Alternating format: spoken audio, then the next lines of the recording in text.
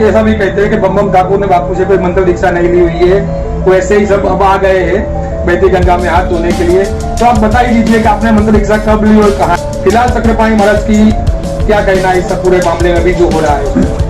अच्छा, फिलहाल अभी बापू की एलोपैथी ट्रीटमेंट के बारे में, एलोपैथी और वर्सेस आयुर्वेदिक का यहाँ भी एक आपस में लड़ाई हो रही है कि बापू को आयुर्वेदिक चाहिए, एलोपैथी नहीं चाहिए। इसके बारे में आपका क्या कहना है? अच्छा, ये बताइए कि ये पॉलिटिकल षड्यंत्र है या इंटरनल षड्यंत्र है? नहीं, ये आपने बहुत गंभीर बात बताई, ये आप फिर से थोड़ा डिटेल में बताइए ये क्या है ये बात है।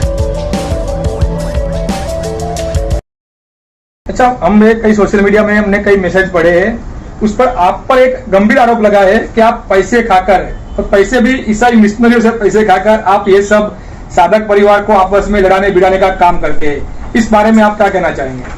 मिशनरियों के खिलाफ मैंने 300 साढ़े 300 लेख लिखा है, उसके खिलाफ लगातार मेरे कई ऐसे लेख विश्व हिंदू परिषद में भी छपा जिसमें मैंने मिशनरियों के खिलाफ लिखा। और दिल्ली में कई ऐसे रोड है, मैं इसके चक्कर में विवाद में भी रहता हूँ, मीडिया वाले भी खूब छापते हैं। मैंने एक रोड था, चर्च रोड नाम लिखा था, मैंने उसका नाम हटा के उसका नाम लिख दिया, शहीद भगत सिंह रोड रख दिया। और ऐसे मेरे पे तमाम कई मुकदमे भी दिल्ली में दर्ज हुए इस सब कारणों से। तो मैं अगर ऐसा मिशनरियों से होता तो मैं बापू को बाहर लाने के क्यों काम करता, बापू की बाहर लाने की बात क्यों करता, बापू को जेल में रखने का काम करता। मैं बापू जी के साथ जो गलत हो रहा है उस पर क्यों प्रश्न पूछता, क्योंकि बापू जो सबसे बड़ी मिशनरी के दुश्मन है। वर्ष 2006 में तभी से हम टारगेट पे हुए। वर्ष 2006 में डांग जिला में बापूजी ने करीब 1 लाख जो हिंदू में से ईसाई बन गए थे उसका एक मंत्र उच्चारण करके पुनः हिंदू बना दिए।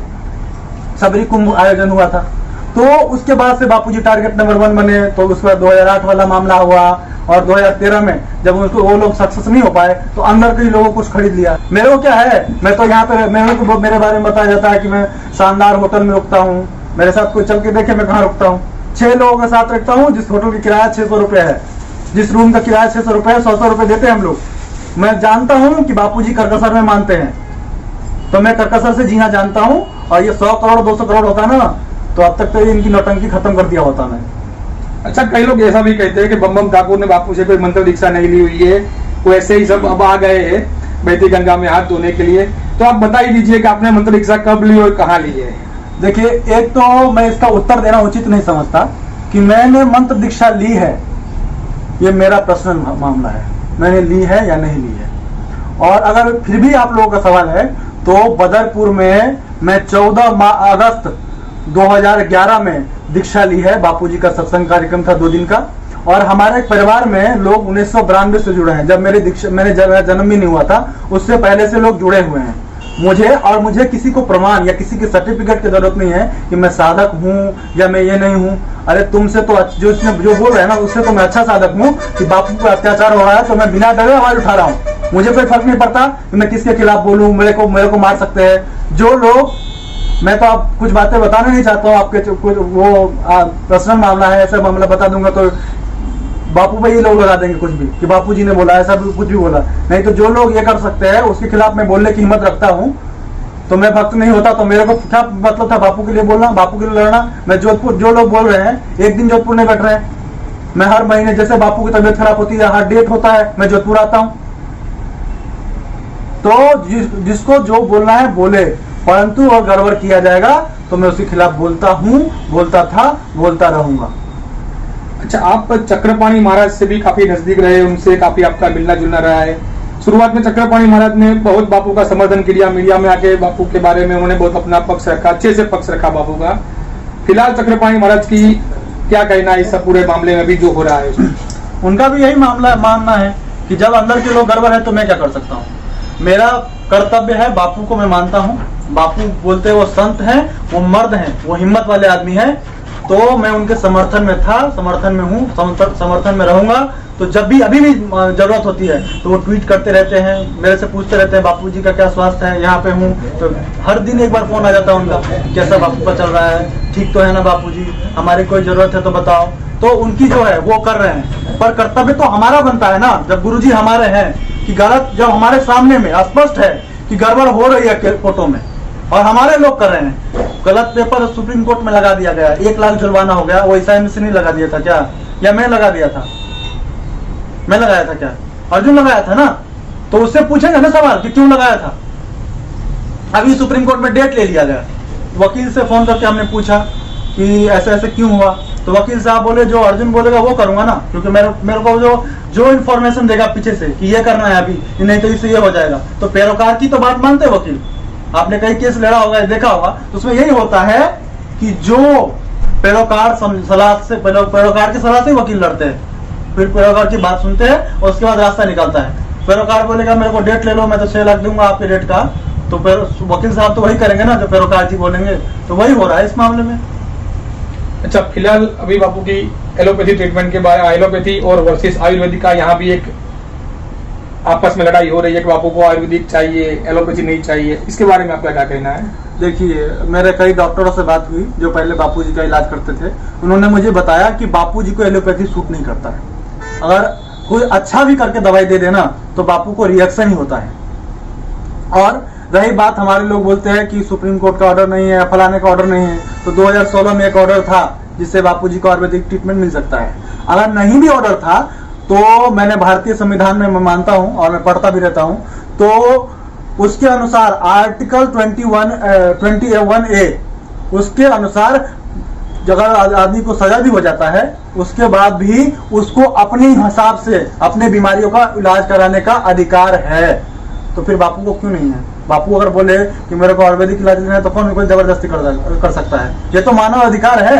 क्या बापूजी पे और केस लगा और इन लोगों ने साबित करवा दिया? बापूजी के हुआ नहीं है, ऐसा कुछ है नहीं। इन लोगों ने, हमारे लोगों ने गलत केस लड़के बापू को साबित करवा दिया कि बापूजी ने ऐसा किया या जो भी है, तो भी बापू का जो मानव अधिकार है उसके तहत बापूजी को आयुर्वेदिक इलाज लेने का पूरा अधिकार है। अच्छा, ये बताइए कि ये पॉलिटिकल षड्यंत्र है या इंटरनल षड्यंत्र है?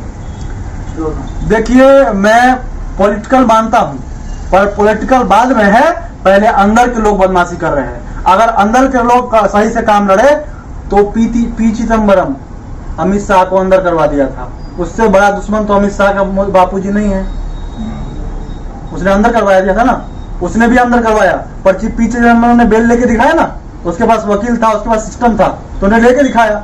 बड़े बड़े आतंकवादियों को जेल में बिरयानी मिलती है और बापूजी को उपचार नहीं मिलता है, पैरोल नहीं मिलता है, तो लोग अंदर के गड़बड़ है, सही से अपने बात नहीं रख रहे हैं। अभी सुनने में आया, एक बोलते हैं कि अहमदाबाद में डेट टू डेट वो करा के हेयरिंग करा के बापू को वहां से भी सजा ले लो, तो वहां से भी पैरोल लगा रहे। मूर्ख, तुम भैया प्रभु जी को भी बंद करवा देना चाहते हो उसके चक्कर में। नहीं, ये आपने बहुत गंभीर बात बताई, ये आप फिर से थोड़ा डिटेल में बताइए, ये क्या है ये बात में? अभी सुनने, अर्जुन ने अहमदाबाद में जाके ये मीटिंग किया कि यहाँ पे डे टू डे अगर हमने वो करा लिया, गुजरात हेयरिंग करा लिया, हाँ गुजरात केस में, और भले बापू को सजा हो जाए तो हम उसके बाद पैरोल लेने में हो जाएंगे, हमको पैरोल मिल जाएगा, यहाँ से मिल जाएगा, वहां से मिल जाएगा। बताइए, एकदम साफ नियत है कि नहीं कि प्रभु जी और मैया जी को भी बंद करा दे इसकी? तो ये बदमाशी है। और मैं आश्रमवासी भाइयों को बोलना चाहता हूँ, देखो भाई, रोटी तुमको बापूजी दे रहे हैं, ये अर्जुन नहीं दे रहा है, और तुम बापू के लिए आश्रम में समर्पित हुए हो, अर्जुन के लिए नहीं हुए हो। अर्जुन तुम्हारा बॉस नहीं है, अर्जुन तुम्हारा मालिक नहीं है। अगर बापू के साथ गड़बड़ हो रहा है, खून निकल रहा है और उसके जिम्मेदार अर्जुन है, तो उससे सवाल पूछो। अगर सवाल नहीं पूछोगे तो भविष्य में जो लोग होंगे वो तुम पे थूकेंगे कि तुम कैसा भक्त है कि तुम्हारे सामने तुम्हारे गुरु के साथ अत्याचार हो रहा था और तुम वजह से रोटी तोड़ रहे थे। तो इसलिए मैं सभी आश्रमवासी भाइयों से निवेदन करना चाहता हूँ, अपने लिए नहीं, आपके लिए बोल रहा हूँ मैं, कि आप अगर भविष्य में अपनी इज्जत बरकरार रखना चाहते हो, साधना में ही जगह जाना चाहते हो, ईश्वर प्राप्ति भी करना चाहते हो, तो गुरु के साथ अत्याचार हो और आप मौन हो तो आपका कोई साधना, सब सारी साधना व्यर्थ है। आप चाहे लाख निर्जला एकादशी का व्रत कर लो, कोई फल नहीं मिलने वाला, क्योंकि जब तक व्यवहार में नहीं आपका वो उतरता है जो आपका धर्म है, तो आपका धर्म का कोई मतलब नहीं है। जितना मर्जी कर लो, ये नौटंकी ढोंग करना बंद करो और बापू के साथ जो अत्याचार हो रहा है उसके खिलाफ आवाज उठाना शुरू करो। बहुत बहुत धन्यवाद बम बम ठाकुर जी आपका। आपका भी धन्यवाद, आप हमसे जोधपुर स्पेशल आए और हमें ढूंढा, हमसे ये सब इतना बात रखा, और ये जो हमारा आपके माध्यम से इसका जो सवाल था, जो शंका था हमारे विषय में, वो भी शायद मुझे लगता है खत्म हुआ होगा। और आप बापू के लिए आए तो आपको बहुत बहुत धन्यवाद। तो ये थे बम बम ठाकुर। बम बम ठाकुर का साफ कहना था, उन्होंने जो भी बातें रखी वो अपने निजी विचार थे, उनसे हम सहमत है या नहीं ये मानना जरूरी नहीं है। ये आपके विवेक पर हम छोड़ते हैं कि इनकी बातें कितनी सही है, कितनी माननी चाहिए, नहीं माननी चाहिए, ये अब आप लोगों को सोचना है। यदि किसी को भी इनके ऊपर कोई डाउट हो, यदि आपको अपना पक्ष रखना हो तो मैं सभी को अपनी चैनल में आमंत्रित करता हूं। आप भी बम ठाकुर के आरोपों पर अपना पक्ष रख सकते हैं। मैं अर्जुन को, आश्रम को, सभी को अपनी चैनल पर आमंत्रित करता हूं। आप भी अपना पक्ष रख सकते हैं। वीडियो को अंत तक देखने के लिए आप सभी का बहुत बहुत धन्यवाद। जिसने भी हमारे चैनल को सब्सक्राइब किया है, वीडियो को लाइक किया है, शेयर किया है, उन सभी का मैं दिल से शुक्रिया अदा करता हूं, धन्यवाद देता हूं। मिलते हैं अगले वीडियो में, तब तक के लिए मुझे इजाजत दीजिए। जय हिंद, जय भारत, जय सनातन।